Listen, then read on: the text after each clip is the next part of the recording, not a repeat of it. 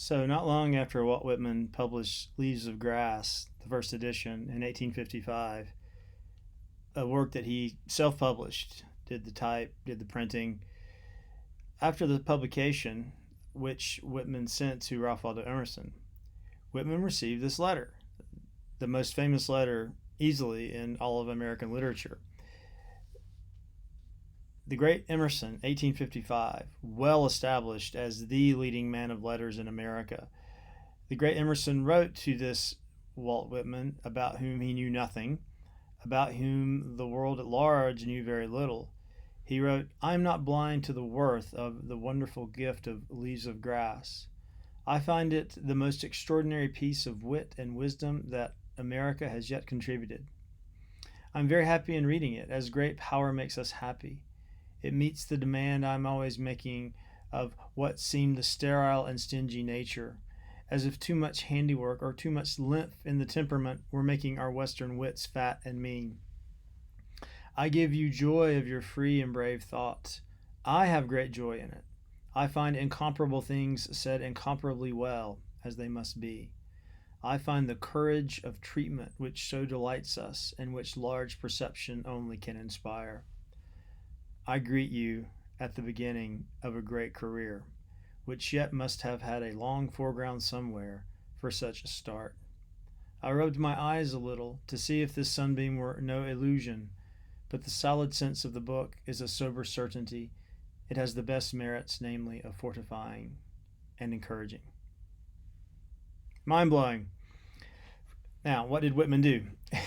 Upon receiving the letter, without Emerson's permission, he did another edition of the book and printed the letter on the cover of the book as a blurb.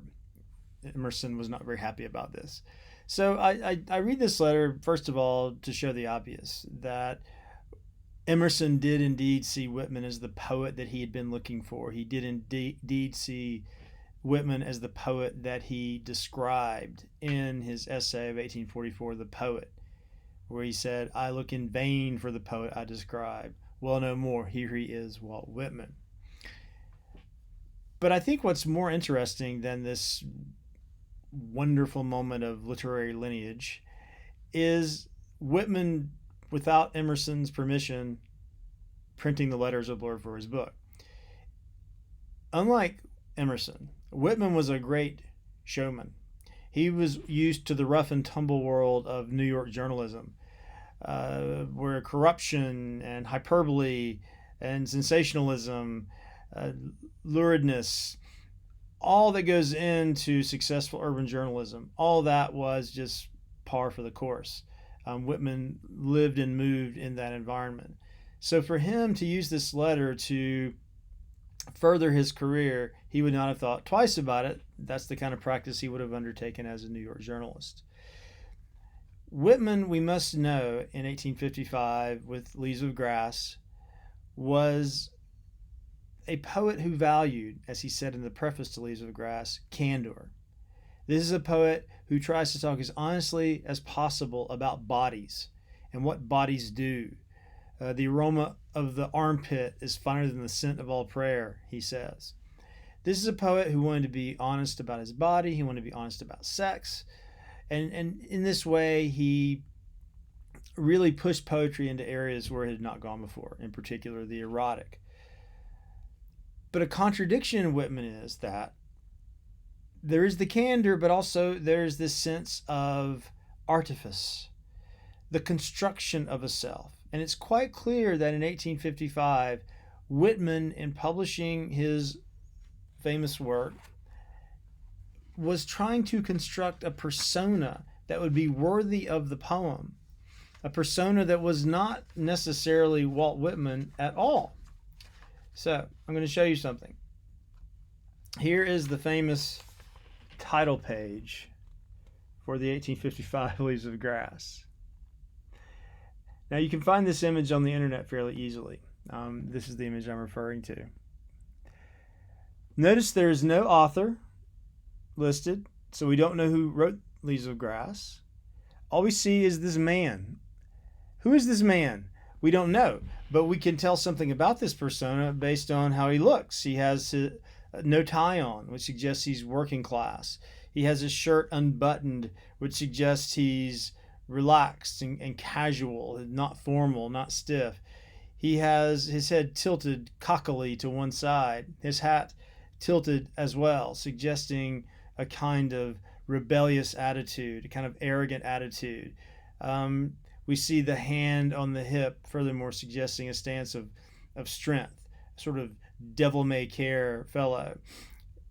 This is not necessarily Walt Whitman at all. Walt Whitman in 1855, when around 1855 with the Book of Souls, looked like this.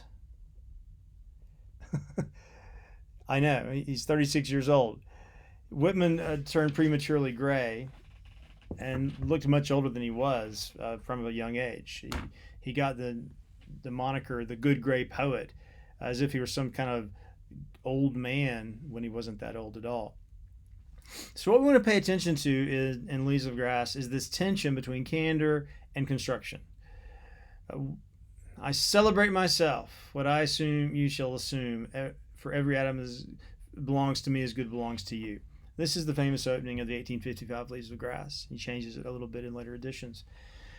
What is this self that is celebrated? Again, we don't know who the author is. All we know is this image that we see, that again suggests a kind of insouciance, a kind of cockiness.